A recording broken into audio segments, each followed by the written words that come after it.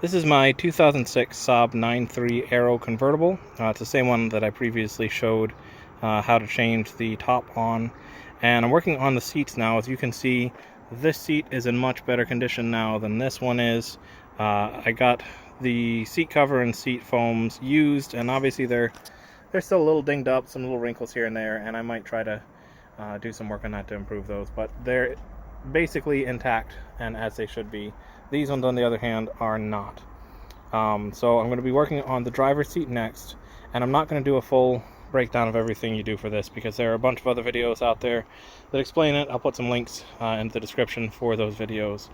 But what I wanted to mention is just something to know before you start, that none of the other videos, at least that I remember, mentioned about, that I wish they had, would have saved me a ton of headache, and hopefully I can save you some of that headache. And that is when you're taking the bolts out. Back here you got 4 in the back, 2 in the front. These are secured in place with Loctite, and that means they're going to be very resistant to coming out.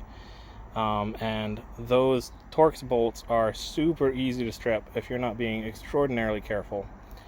Now what you need to do to loosen it up, I tried a couple methods, I saw a bunch out there, but basically you need to heat it. And the method that I found to work best is with a butane torch. This is just like a little, I don't know, $15 or so thing I got off Amazon. It's the same type you use in the kitchen as and out here.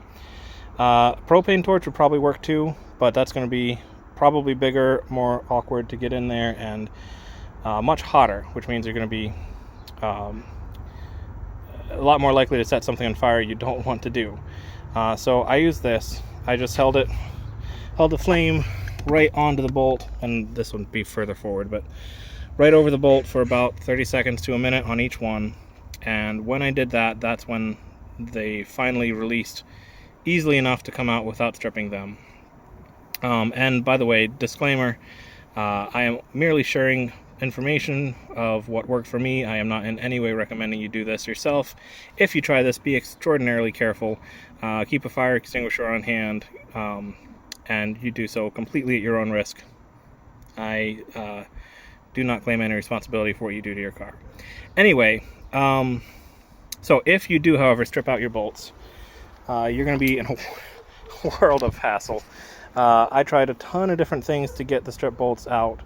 What finally worked for me was a Dremel on 2 counts. So for the ones in the back, I was able to use this bit. This is not an official Dremel bit. Dremel doesn't make any, at least that I could find, that are big enough to fit down around this channel. The ones Dremel makes are too small, and you end up hitting against the edge of this with the Dremel. You can't actually get this in there to cut a slot in the screw to open it up. So this is, I think it was a 2.5-inch bit that I got off of Amazon, and it did the trick for the back ones. The front one, however, it's an even tighter fit, even when you have the seat all the way back. This won't fit in at all. For that, I had to use one of these type of bits. You actually cut it sideways with that.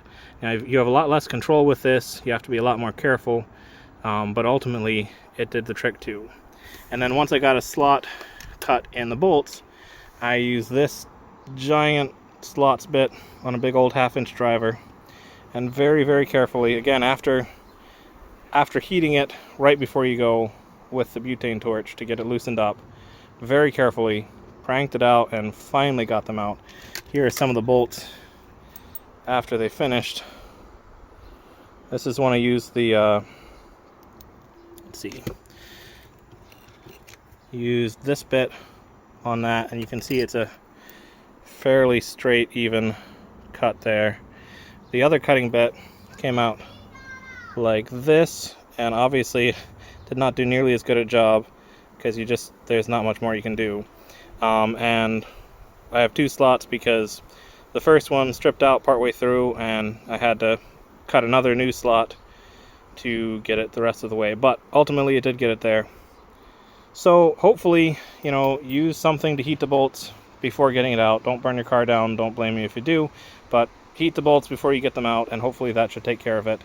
And if you do strip them out, hopefully those solutions will help you get the rest of the way.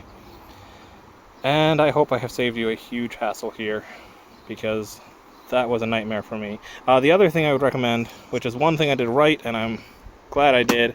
Start with the passenger seat and do that entirely. Figure out make sure you know what you're doing all the way through before you even touch the driver's seat. With those strip bolts in process, I wasn't able to use the passenger seat for several months while I ordered stuff and waited for it to arrive to get it all the way out. And if I had started with the driver's seat, my whole car would have been inoperable. This way I couldn't bring a passenger, but at least I could drive it around.